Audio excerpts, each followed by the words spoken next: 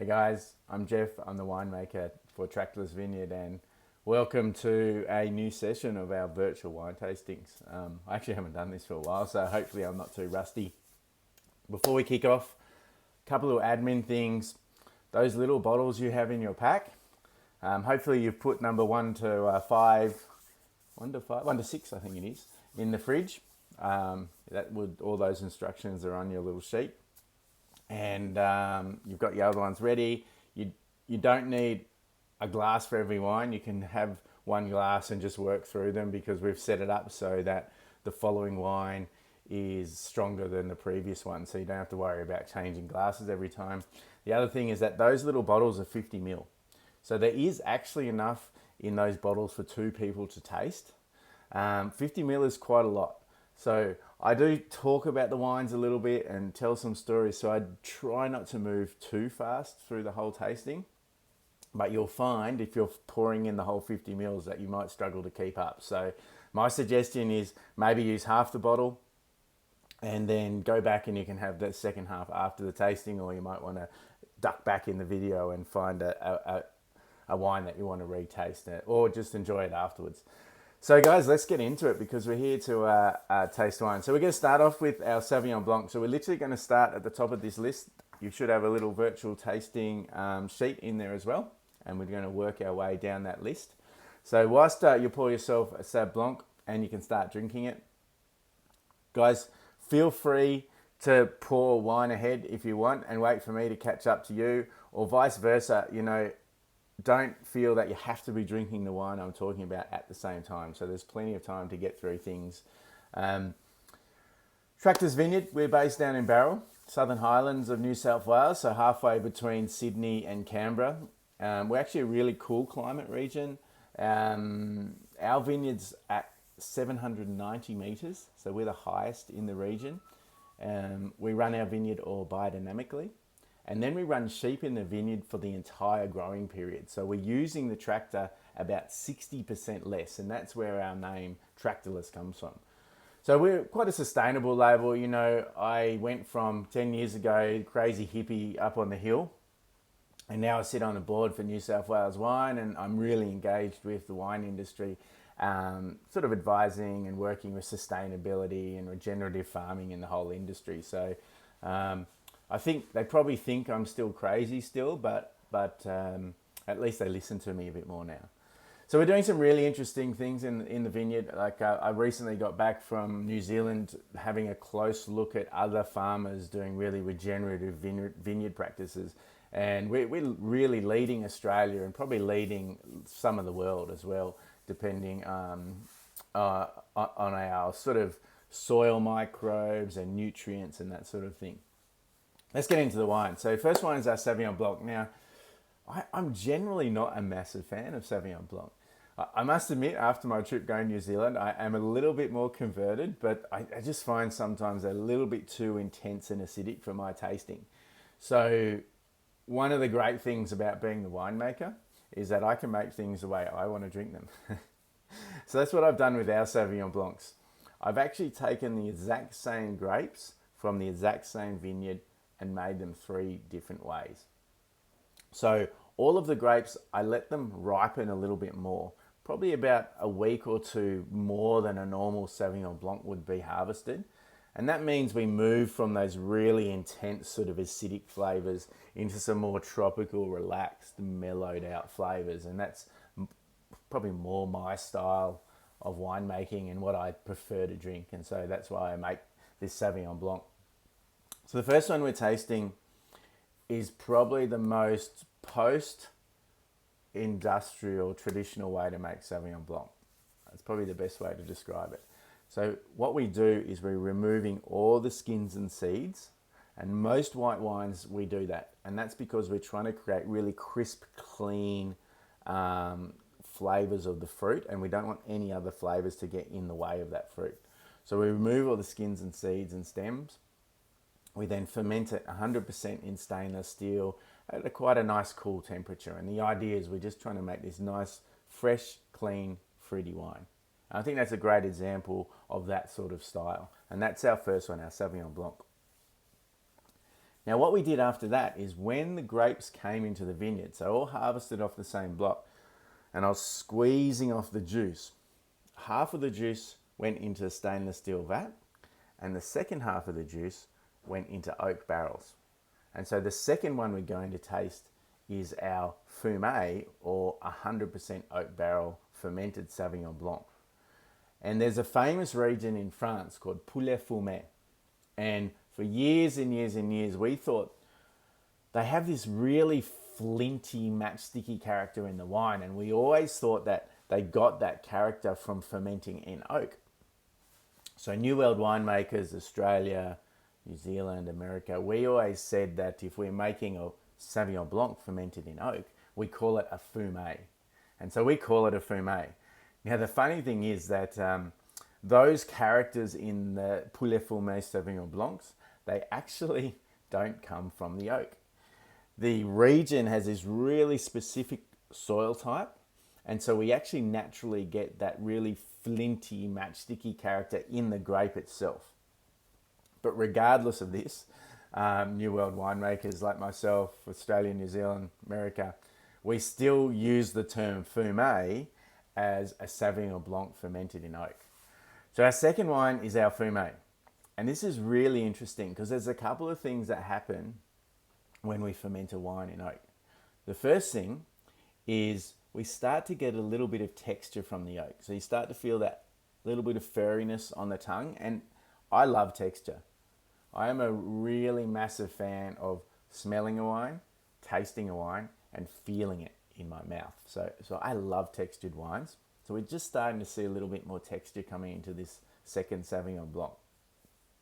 We also see a little bit of vanilla character, and that comes from the oak barrel as well. And it's really interesting because depending where the oak is grown, we get quite different flavors. So if it comes from France, we usually get more vanilla-y, patisserie flavors.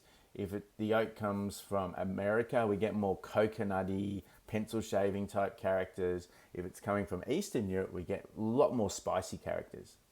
Now, I mentioned earlier that our region, the Southern Highlands, it's quite a cold region. So we can quite naturally get a fair bit of spice in our fruit. And so we want to balance that spice with more sweeter flavors, and that's why we use French oak, because it's got that more vanilla patisserie flavors. So we're starting to see a bit of that vanilla coming through in the Fume as well. And finally, one of the coolest things is it tastes a lot more fruity. And if you think back to that first Sauv Blanc, there's a little hint of capsicum. And capsicum, from a winemaker's perspective, is considered a greener flavor. So it's in the greener end of the spectrum. And if we're trying to remove green flavors from a wine, during the ferment, we can let in a really small amount of oxygen. And it's called micro-oxygenation, or micro-ox. And when we let in that oxygen, it converts those greener characters to slightly riper flavors. So you really see that in this Fume, because what happens is the wood around the barrel is actually porous, and it lets in a really slow amount of oxygen whilst that wine's fermenting. And I can pay $20,000-$30,000 for a special machine that's called a micro-ox machine that tries to simulate that amount of oxygen, or I can just buy an oak barrel which just happens to be the perfect amount of oxygen for a ferment. And so that little bit of oxygen that goes into the wine is changing those flavors. So this Fume, you'll see, it actually tastes a lot fruitier than the previous Sauv Blanc, even though it's the exact same fruit. Now, both of these wines, exact same grapes, fermented with the same yeast, fermented at the same temperature, and sat there with the dead yeast or their lees for the same amount of time maturing afterwards. So for 10 months. So they're identical as possible, and the only difference between these two wines is just the vessel that they were fermented and stored in. And they are incredibly different wines, and it's amazing. But we got one more to throw into the mix, one more Sauvignon Blanc. And again, from the same vineyard. And I don't know if any of you have heard of the term an orange wine. And no, I don't mean from the region, it's the style of wine. And I love this style. So the way we used to make white wines thousands of years ago, and the way we still make a lot of white wine in Eastern Europe, is we actually ferment them like a red wine with their skins. So instead of removing the skins and seeds and stems, we leave the skins and seeds and stems with the wine. Now we do this already with red wines. A lot of people don't realize, but if you take a red grape and you squeeze it, the juice and the pulp inside is actually white. So to create a red wine, we need to ferment it with the skins, and it extracts all that color and flavor and that texture. And that makes a red wine. Now, if we do the same process with a white wine, we extract all that color and that flavor and texture into a white wine. And so that's why they're called orange wines. And that's because we quite often get this orangey color from the skins when we're extracting all that color. Now, I love this style. As I said, I love really textural wines. And so this is, and I guess my background's Eastern European as well, so it must be something in my genetics to love this style. But the texture that comes out is all tannins, anthocyanins. These are all antioxidant, antimicrobial, antibacterial. So what it means is I actually don't have to add any preservative to this wine. So all of our wines are organic level preservative already, or anyway, but this wine in particular is no preservative added at all. So that's one of the great things about this wine. You'll also notice when you smell it, it's got a huge amount, like it's really got a full big smell about it, like these really nectarine sort of characters, and it's quite deep and full on. And then when you taste it, you get this beautiful, it's almost like a red wine. It's really textured. So for people who aren't used to drinking this style a lot, it's probably something that you have more with food. I love it with barbecued pork. It brings the sweetness out of the pork. Also is interestingly great for spicy food. So it's often really hard to find a wine that's going to match spicy food. And for some reason, our orange Sauvignon Blanc or skin Sauvignon Blanc can handle that spice. And I think it's just because a little bit of that texture. Now again, exact same grapes, same temperature, same yeast, fermented in stainless steel, but with the skins included. And then it sat in that tank with all the skins and everything for 10 months as well. So again, exactly the same winemaking. And we have created these three completely different styles of Sauvignon Blanc. And I guess this is one of the things I really wanted to do with these three wines, is actually kind of make Sauvignon Blanc interesting again and show people that it is actually quite a versatile variety and we can do some really cool styles with it. So that's our first three wines, and hopefully I've converted a few of you. I know I'm not a massive, normally not a massive Sauvignon Blanc fan, but I've definitely been converted, and the orange or skin contact Sauvignon Blanc is probably one of my favorite whites at the moment. So next up, this is a really special wine. So next up, we've got our 2017 Pinot Gris. And this is actually out of our museum. It's not, we do have it for sale for a little bit until I run out of it. And I just thought it would be interesting to pull out. We're quite low on white wines at the moment in our stock levels. And that's because we've had, I've been in the industry now 27 years. And we've probably been through the worst 5 I've ever seen in a row over the last 5 years. We had bushfires where we lost all of our grapes. We had 2 years of flood, so we got barely any grapes over that year. And the grapevine actually determines your harvest for the following year, the year before. So in springtime, say in November, December, sort of 22, the fruit for 23 is already being developed inside the little buds of the grapevine. So we were still wet and cold during that period. So it meant that in 23, we also had very low yields. So we're quite low on our whites at the moment. So that's the other reason I decided to pull out our Museum 17 Pinot Gris to have a look at it. Really interesting when Pinot Gris ages, you start to get this beeswaxy lanolin character coming through into the wine. And we get a hint of this toastiness. So we're really starting to see all those aged characters come through in the Pinot Gris. This is actually a really special wine for us. So when you convert to biodynamics, one of the things that's a real problem is that you're removing all the fungicides and pesticides from that vineyard. And for years and years and years, that vineyard has come to rely on them.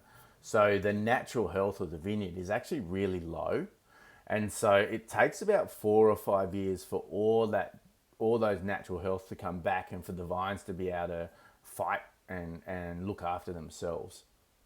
And this is one of the really big problems. You know, we've got these methods of converting to biodynamics and to sustainable regenerative farming, but at the moment we lose about 3 or 4 years of production in that conversion. So if I was to go to the industry and go to big commercial places and say, look, I've got the solution for your vineyard for sustainability and regenerative farming, but you're going to lose 4 years worth of crop, they'll probably tell me to go take a hike. Probably not using that language, or probably even worse. So one of the projects we're working on at the moment is actually using microbes to either like kind of inoculate the farm to get the health back. Because what we found, and this Pinot Gris is a really great example. So one of the biggest problems we have in our region is called botrytis. It's a fungal disease called botrytis, and we can make dessert wine out of botrytis Pinot Gris, thankfully, because we got a lot of it in the first 4 years. And botrytis is a very strong fungal disease, but it's actually a very weak colonizer. So if I can get something else to colonize that surface before the botrytis can't get in there. And what's happened is years and years ago, for some reason, we started using botrytis sprays. And so we would spray for the botrytis. And that would knock out the botrytis, but it's fairly hardy botrytis, so some of it would survive. But that same spray actually wipes out all the other bacteria and funguses that are growing naturally on the grapevine. And those natural, like trichodermas, bacilluses, those sorts of things, they don't cause any problem to the flavor profile or to the grape or anything like that, but they stop these other invasive fungal diseases coming in. So we've sprayed and we've wiped them all out. Then the most hardy of them that comes back first is botrytis. So now when botrytis comes back, there's no longer anything to outcompete it.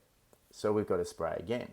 But then botrytis gets resistant to those sprays, so we have to invent a new chemical, and then we start a new chemical, and we get stuck in this cycle, chemical, chemical, chemical, chemical, chemical. So when we stop spraying, what we've seen is all those natural fungals and bacteria and stuff are starting to come and redevelop on the microflora of the plant. And it's really similar to our gut bacteria. You know, we now know how important the genetics and our gut bacteria are to our personal health. And bacteria work really different pathways to mammals. And one of the really big damaging things to our whole food system is actually being glyphosate. And glyphosate, whilst it doesn't affect us as a mammal directly, glyphosate kills out, it affects the shikimate pathway of bacteria and actually wipes it all out. It's like a sterilant, kills it all out. So we're just wiping out all the microflora and fauna of our farms by using glyphosate, and then wondering why we're having all these problems. So part of what we saw it was year 5. So we lost all these grapes for 4 years, and year 5 we actually had 30 days of rain over the middle of harvest, and most of the region didn't harvest any wines during that year, 2017, because of all that rain. This vineyard that we'd converted and was 5 years in had not a single bit of botrytis at all. And all those natural bacteria have actually come back and they outcompete against it. And when you talk to some really old school vineyard operators, like we're talking many, many years ago, they said they never had botrytis problems. They said it was actually quite hard to get botrytis into their grapes to make a botrytis wine. But then for some reason it became industry standard to start using those sprays, and they all say that it's much worse since using them. So, sorry, you may have lost me for a sec. My video went on, my computer went on sleep. So now we're finding that we don't get botrytis. We can't get it in. And it's a great example of how growing these natural systems can really, grapevines had existed before us, and they were happy looking after themselves. And we think we're really smart as humans that we can do a better job, but we can't. And so we're doing a lot of work now trying to work out getting those natural species back into the vineyard, re-establishing that microflora on the vine and in the soil. And one of our key mark things that I think is essential for regenerative farming is we want to see an increase in biodiversity. So we want to see more microbes in our soil, more microbes on our leaf, on our stems, more species of grass growing, more species of animals being on the block. So that's all of our focus. We run the sheep, we put the cattle through in the winter. We're trying to integrate some pigs and some poultry. We're looking at multi-species in the vineyard. So we're really trying to change the whole concept. And there's a really great quote I heard. Someone over in America, he's a farmer over there. Anyway, he said, all our tech at the moment is trying to do what we're already doing better, when really what we should be doing is having a complete relook at the fundamental system of agriculture, because it needs to be all worked. And that's what we're trying to do. We're trying to take these ideas of permaculture, we're trying to take these ideas of biodynamics and regenerative farming, meld them up with tech, and create this system where we've got a real natural holistic system that we're able to manage the system with sensors and that sort of thing. And a perfect example may be that we find one block has low amount of moisture. Rather than just going out and watering that block, we'll look at why does it have low moisture. Is it because we've got low microbes, which means we've got low carbon? And because we don't have carbon in the soil, we don't get as much moisture. So for every 1% of carbon I get in my soil, I can hold 70,000 litres per acre extra water in that soil, like a sponge. And that water is available to the plants. So that's little things like that, looking at the actual cause rather than just the symptom. Anyway, I digressed a bit. I'm good at doing that. Get me onto regenerative farming and I'll go down a little rabbit hole. So we better get back to the wine. So that was our 2017 Pinot Gris. Now, we do have those for sale, but they're only in half bottles. So I've sold out of all our 750ml bottles. So 2 half bottles, we send you 2 half bottles is the same price as 1 whole bottle. So that's what you'll see on your tasting notes. There's those little notes there. You can buy 1 half bottle if you want, and that's a little bit more. So next up, we got our rosé. This is 100% Pinot Noir rosé. We used to do a Shiraz Pinot rosé, which I think I still favour, and I think in the next year or two we'll go back to that style. When you include the Shiraz, it gives you this beautiful textural note, but it makes the rosé darker, and light coloured rosés are kind of trendy at the moment, and I got really sick and tired of trying to tell everyone, please just taste the rosé. It's dry rosé. It's not sweet rosé. I know it's dark, and everyone thinks dark rosés are sweet. And so I thought, what, I'm just going to make a really light coloured rosé. So we did, and I love it because it's this really fruit driven, almost tropical style of rosé. Nice, real southern France sort of light colour sort of style. But I think in the future I'm going to go back to our, maybe we'll split it. Maybe we'll do 2 styles. We'll do that lighter style. But I do like that more textured, darker look of the Shiraz rosé. So this is beautiful, beautiful summer drink. Probably more of a chilled hot day style than that sort of little bit more textured complex style, but we'll do that again. I think I really enjoyed that. I love being a winemaker because I can just make those decisions and hopefully hopefully everyone else likes the wines that I make, but at least I'm enjoying them. So that's the important bit, isn't it? So that's our rosé. Yeah, 100% Pinot Noir this year. Really short time on the skins. So, some people think we make rosés by mixing reds and whites, but we actually, I mentioned earlier that the pulp and the juice of a red grape is white. So if I leave it for with the skins for 1 hour, I get a little bit of colour. If I leave it for 2 hours, I get a bit more colour. If I use it for 10, 12, 24 hours, I'm extracting more colour. At the same time, I'm extracting a little bit more flavour and a little bit more texture. So it's trying to find that nice balance between colour, flavour, texture, freshness, acid, all those things coming into play when we're working with the skins and making a rosé. And so this one's probably, I think from memory, it was only about 2 hours sitting with the skins just to extract a little bit of a colour. So make a quite nice, light, fruity style. Now we're slowly getting into reds, and the next two wines, so that's number 6 and 7.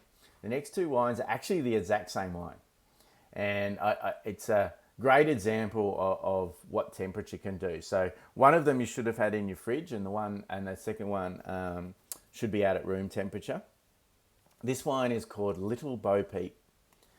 Little Beau Peep is a Beaujolais inspired red.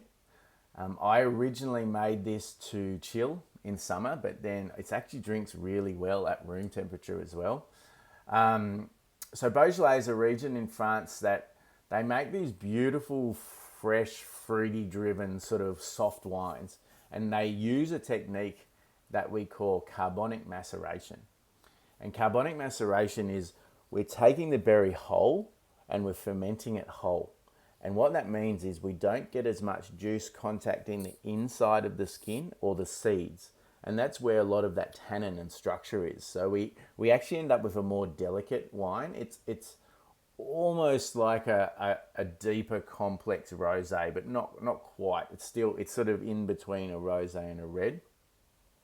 For some reason, when you ferment the berries whole, we also get this beautiful, lifted, berry character coming through in the wine. So Beaujolais will traditionally use a variety called Gamay. I actually don't have Gamay. So this is a Grenache Mourvèdre, but with Beaujolais winemaking. And so we actually put it out to our club members to come up with a name for it. And someone came back with Little Beau Peep, which I thought was beautiful. But Beau, B-E-A-U, so like Beaujolais.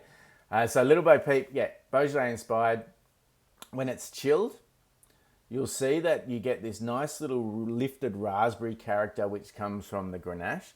And then you have this real sort of lift, on top of that flavour, you've got this peppery, spicy character, and that's from the Mourvèdre. And so what I do at home is I'll pour myself a big cold glass and then I'll let it slowly warm up. And so I get this nice evolution of flavours as the wine slowly gets warmer and warmer. And you'll taste, if you compare it to the warmer one or the room temperature one, what you'll see is that the wine sort of fills out a bit more. It becomes a bit rounder, but you also start getting these nice meaty, savoury characters coming into the wine. And that's from the Mourvèdre. So that raspberry character of the Grenache is still there, but it's kind of plumps out rather than being a fresh lifted raspberry. It sort of plumps out a bit. The same plumping happens in the Mourvèdre, but it plumps out in a more sort of meaty character. So that's our Little Beau Peep, and I love that wine because it references our sheep, and the sheep are a really important part of everything we do in the vineyard. We originally had started playing around with sheep because we had a caterpillar problem, and the biodynamic philosophy says that if you have insect problems on your land, it's because you don't have enough animals. So we started experimenting with sheep, and first we got these Dorpers, and I thought, this is great, Dorpers, easy to look after, they're wool sheds, so you don't have to worry about shearing them, they're great for eating, so great, let's get some Dorpers. So we got this flock of Dorpers. Well, a Dorper is pretty much like a goat, and they ate the entire vineyard. So that experiment did not work very well at all. But I don't give up easily. And next up, I actually grew up on a merino farm up in the Monero, and so next up we got merinos, and merinos are what we call a grazing sheep. So a dorper is a browsing sheep, so they kind of look everywhere for food and they'll just eat it. A merino is a grazing sheep, so they only look inside their feeding zone for food, and they won't look outside of their feeding zone until they've finished all the food in their feeding zone. So the merinos, they kind of worked. The grapevine sat here, which was outside of their feeding zone. The bunches hung down just inside their feeding zone. And so what we did is we actually ran these two electrical wires underneath the bunches to keep the sheep off all the grapes. And that was quite successful. That worked quite well. The problem that year was that when the electricity went out for 2 hours, it's incredible how many grapes a sheep can eat in 2 hours. So we lost a lot of grapes that year, but we were getting closer. And so I started looking around at other breeds, and we're from Southern Highlands, fairly cold, wet sort of region. I guess that's why they call us the Highlands. And I stumbled across a breed called a Hampshire Down, and they're from the UK, so they're used to that weather. So next up, we tried these Hampshire Downs. They're a grazing sheep, the same as a merino. They have a few other benefits that we didn't know about at the time, but the key thing that made it work was the difference between a Hampshire Down and a merino is a Hampshire Down is 2 inches shorter. So the merino, the grapevines were here inside, or the bunches were inside their feeding zone. With the Hampshire Downs, the bunches were here outside of their feeding zone. And so now we run these sheep underneath the vineyard for the entire growing period. Now this has solved our caterpillar problem. If I put my science hat back on, what we've observed is the caterpillar or the moth's actually laying eggs all through the grapevine, as well as down in the broadleaf species in the grasses. And anything down in the grass gets eaten by the sheep and killed. And so that means that we do only get a little bit of grapevine moth. We still do in the vineyard, but it's not a problem. It's in this nice natural balance. And so this is a great example how when working with natural systems, we can create a balance and solve our problem. So we converted on these sheep. I love them. Some really interesting things since using them that we found happens. One is that they are roaming sheep. So merinos and dorpers flock. And so you end up with these sheep camps under the trees and or the manure in one spot. Because Hampshire Downs are roaming, they spread out across the vineyard. And so we don't get that compaction, we don't get those tracks, we don't get those sheep camps, we get this nice distribution of the manure. So that's really great.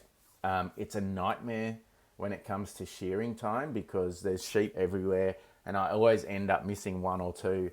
And we actually created a wine, which we don't have today, which we're about to bottle again, called the Lost Flock. And that's a blend of, a field blended red, 5 different varieties, and it was sort of made up of barrels all over the winery, and it reminded me of the sheep being all over the vineyard, and so that's why we called it the Lost Flock.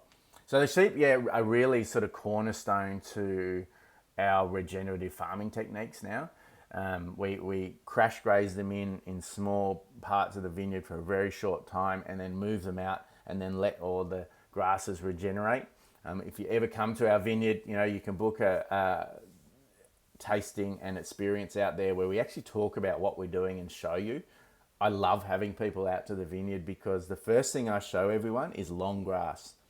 Every tourism photo around has these photos of this short mown grass, which is the most unenvironmentally friendly, unsustainable way to run a vineyard. And that short grass means all your root systems are dying up. It means you don't have that diversity of species. You're not building the carbon. So it's really not a great way to run the system.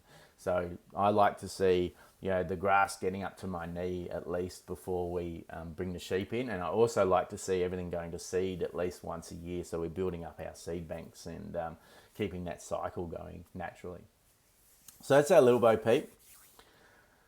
Next up, we've got our Nebbiolo, and this is the complete opposite end of the spectrum. So Little Beau Peep is all about fruit characters.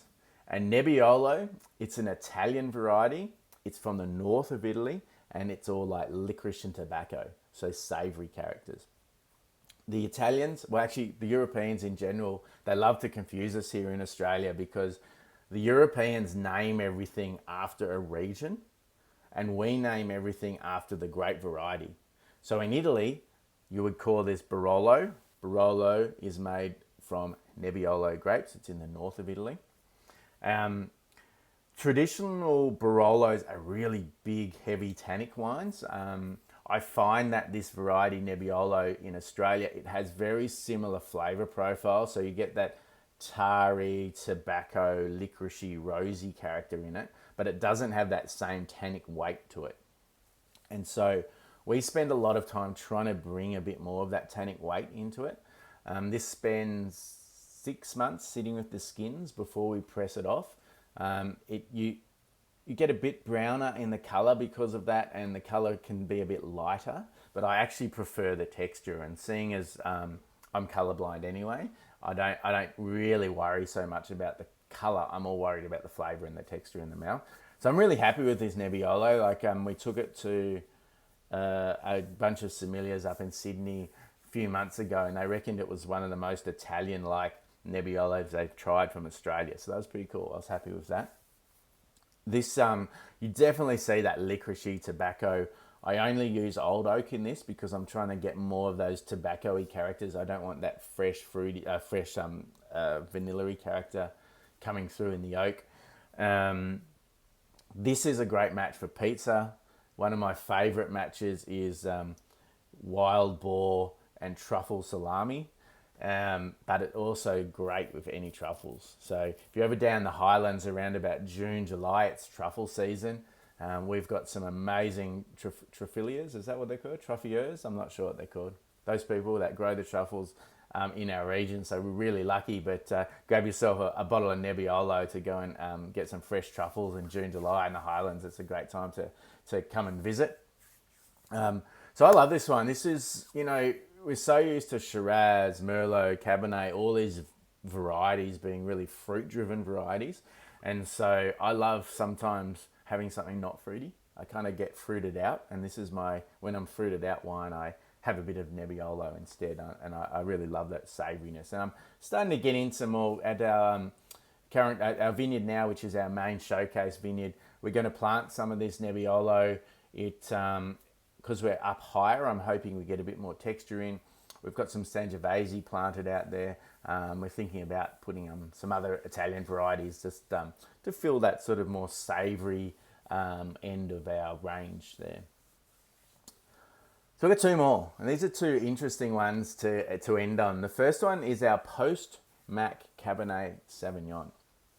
And I was really lucky when I was at uni because I got to taste some amazing wines. My lecturer for wine tasting there was Nick Bulliard, who is a master of wine. And because there was only about 10 of us there, so I became a winemaker before it was cool to be a winemaker. I think there was about 10 or 20 going through uni when I went through, and about 200 2 years later. And so we got to try these great wines because Nick could just bring a bottle from his cellar and the 10 of us could taste it. Whereas when there was 200, he couldn't just bring the bottle from his cellar. And Nick tells this great story where he was walking down the street of Adelaide and he walked past this old skip bin. And I think it was a pub or something being renovated, and there was a skip bin out the front, and he happened to glance in it and see this bottle of wine. It was a half bottle, and he jumped in, he pulled it out, and he brought it to uni, and we tasted it. And it turned out to be a 1956 McGill's Burgundy. So the McGill vineyard is the original Penfolds vineyard in Adelaide before they built half of Adelaide on top of it. This wine would have been about 50 years old, and it was just incredible. And if you've ever been lucky enough to try really old wines, they're just crazy. Like, we're talking descriptions like composting guava and soy sauce and fish sauce, and you think that does not sound great. They're not great descriptors, but they just work. I mean, when I was at uni, one of my flatmates was a chef, and I remember one morning he said to me, "Oh, Jeff, I'm going to cook you French toast." So, they get the toast and put it in the egg, and he's fried it, and then he's put on top of it bacon and then banana and maple syrup. And I'm looking at him going, What the hell? Egg bacon? Yep, that works. Banana and maple syrup. What are you doing here? And then I tried it, and it's just incredible. The salt and the sweetness and the savory and the fruitiness and the way all those flavors come together is just magic. And so for me, that is what really old wines are. You have these fruity characters, these savory characters, and all these different flavors that just come together in this perfect harmony. And so I always wanted to make a wine that's going to age 100 years. And when we look around the world at who's famous for making reds or delicate reds that age hundreds of years, the region Bordeaux comes up all the time. And the Bordelais created this technique that we call post-ferment maceration. And what it is I mentioned that we leave the skins and seeds with a ferment for a red wine to extract all that colour. So when that ferment finishes, which is probably about 2-3 weeks, we normally would press that off. If we leave all the skins and seeds sitting there after the ferment finishes, it's called post-ferment maceration. Now in Australia, we play around with maybe 1-2 weeks to 1-2 months of post-ferment maceration. In Bordeaux, they leave it 12 to 18 months. And so that's what we've done. This is actually 18 months sitting with the skins. And there's two issues that we're trying to fix when we age wines. The first one is a fruit level. So imagine I have a fruit level here. And as it ages, the fruit level's dropping and the savory level's coming up. And the premium drinking might be about here, which might be 20 years. So if we want to get to 50 or 100 years, we need to somehow either start with a huge amount of fruit or slow down that degrading flavor of the fruit. So that's one problem. The second problem is a structural problem. So let's imagine I bottle a red bottle of wine, and in that bottle, I've got 100 tannins. So you know when you have a young Cabernet, you get under the tongue that kind of chalky, edgy feeling? That chalky, edgy feeling is a short chain tannin. And as we age that wine, those short tannins join together into a long tannin, and a long tannin is soft and velvety.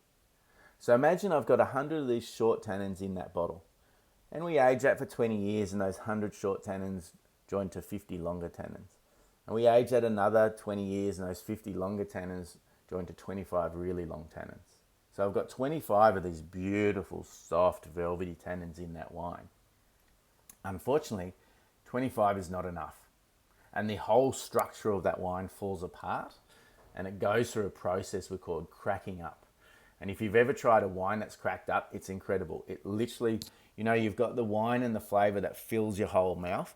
It feels like someone has pulled it apart and there's a crack down the middle. So you've got flavor on one side, flavor on the other, and this sort of acid zigzag, acid water down the middle of the tongue. It's a really great description for wines cracking up. So anyway, this technique solves this. You've got all the skins and seeds and stems in a tank. So you've got thousands and thousands and thousands of these short chain tannins floating around that tank, which forces them together over 18 months into a long chain tannin. So when I bottle this wine, I'm bottling it with 100 long stable tannins rather than 100 short unstable tannins. And that's how we solve that textural problem of the wine. The fruit problem, I have absolutely no idea how the French work this out. At no stage when you're making this wine does it taste fruity. I swear to God, it must have been an accident. It must have been some crazy French winemaker that has forgotten to bottle like a tank of wine and has come into the winery a year later and he's like, oh, sacre bleu, I forgot this tank. And they've pressed it off and bottled it, and then it just tastes amazing in bottle. Because I remember the first time we tried this was in 2015. And had been sitting with the skins for 3 months. I remember coming out to the tank and taking a sample. I smelt it and I tasted it and I thought, oh my God, I have completely ruined this wine. It tastes absolutely disgusting. I started calling some mentors in the industry and some friends in the industry. Guys, have you tried this? What happened? And they all said the same thing. Yes, we tried it. We got to 3 months. It tasted terrible. We pressed it off, we put it in the oak. Don't worry, Jeff, it'll soften out and you'll be able to blend it out. So everyone in Australia was telling me that. couple of my mates in France said, no, trust us. You've just got to leave it. And so I left it. And I waited 12 months, and it really wasn't that much better. And I waited 18 months, and I could just taste that tannin had changed. Like, it went from the edgy, chalky tannin under the tongue to the nice, dusty tannin on top of the tongue. But it had no fruit flavour at all. It just tastes like skins and seeds and stems. And I pressed it off at 18 months, put it into oak for another 18 months. And I remember bottling this first 2015 thinking, am I doing the right thing here?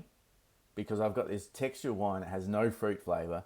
Am I going to be able to sell this? So I'm going to end up with all this wine that I can't sell. And I thought, well, I've already started bottling it. I've already got the bottles. I may as well just bottle it. So I did. And then out of nowhere, about 18 months in bottle, and out of nowhere, it's like, this explosion of fruit. It was actually unbelievable. I've never tasted anything like it in my life. And when I open a bottle of that 15 Cab now, the fruit level is still up here.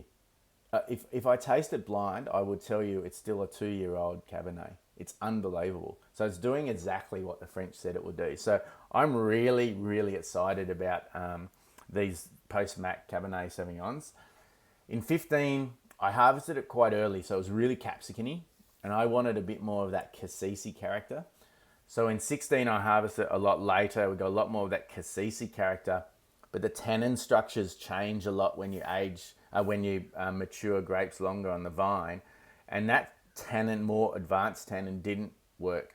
They were too soft. They all fell out of suspension, and we ended up with like a really weak structured Cabernet. So 16, I actually didn't bottle. Well, we didn't bottle under our label. It went quietly off to Clean Skins. The 17, we harvested a bit later than the 15, a bit earlier than 16. I reckon we've hit the nail on the head. We've got this really nice little hint of capsicum, a lot more cassis, this really great structure to the wine. So I'm really excited to watch this wine age over the next 50, 100 years.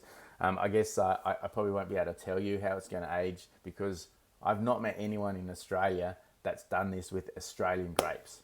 So we know it works well with French grapes. I've not met anyone in Australia. I am really happy with where this wine is going and what it's doing. So in 50 years' time, we can get back on Zoom and I'll tell you. I can tell my children whether it was a good idea or not. I think moving forward, we're going to maybe do 20% of the Cabernet in a more traditional style because it'd be really interesting to watch them age side by side.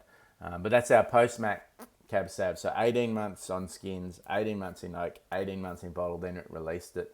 That's why that price is a little bit higher. I mean, our pricing, I base it on how hard it is and how much work it is to make the wine. Most of ours are around about that $35, $40 a bottle. But then the ones that a bit more time and effort go into, we need to charge a bit more. So we've got one more to end on. And this is something really, really unique and quite interesting. This is called 8,000 Vintages. The oldest record of winemaking in the world comes from a country called Georgia in Eastern Europe, and it's dated 6,000 BC. So that's 8,000 years ago. That's 3,000 years before Egypt. So there's some serious history of winemaking there. If you're into history, great book called Ancient Wine, and it talks about how they proved the oldest record of winemaking in the world. And basically, they found these pottery shards, and they could carbon date the pottery, and on the inside of the pottery was tartaric acid. And the only fruit in the world that creates tartaric acid is a grape. So they knew that they'd had grapes stored in these pottery shards. They then found separated from the pottery these piles of mummified seeds and stems. So they knew that the seeds and stems had been deliberately removed from the fruit before it was put in these pottery shards. The interesting thing about the seeds is the seeds were fat and round. Now, if I take a wild grapevine, the seeds are long and skinny. If I then propagate and look after that grapevine, or agriculturally look after it, the seeds become fat and round.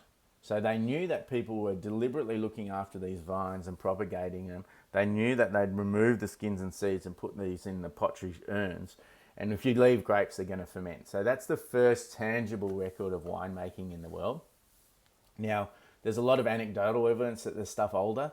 The problem is before pottery, they used to keep it in the hides, and hides don't mummify, they just disintegrate. And so we can't prove beyond a doubt that there's any winemaking was done earlier than the 6000 BC.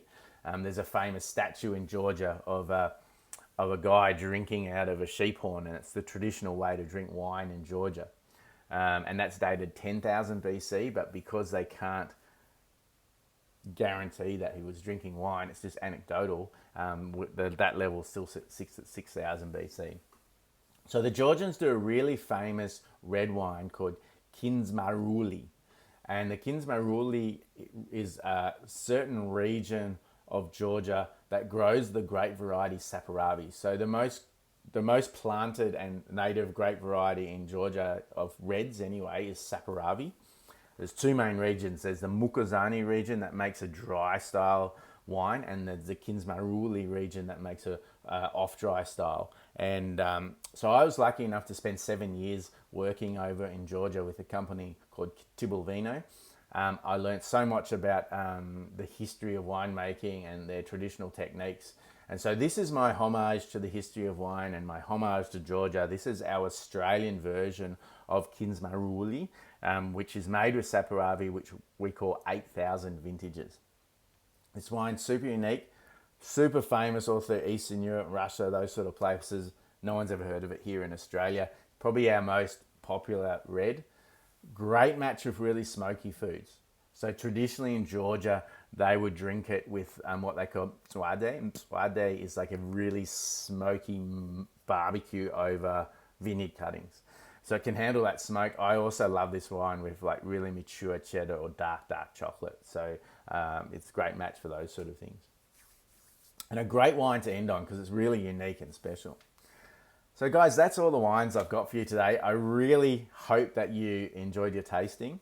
I hope that you got something out of it and I didn't talk too quick. I sometimes get a bit excited and I didn't diverge too much. I'm still under an hour. That's pretty good. That's good.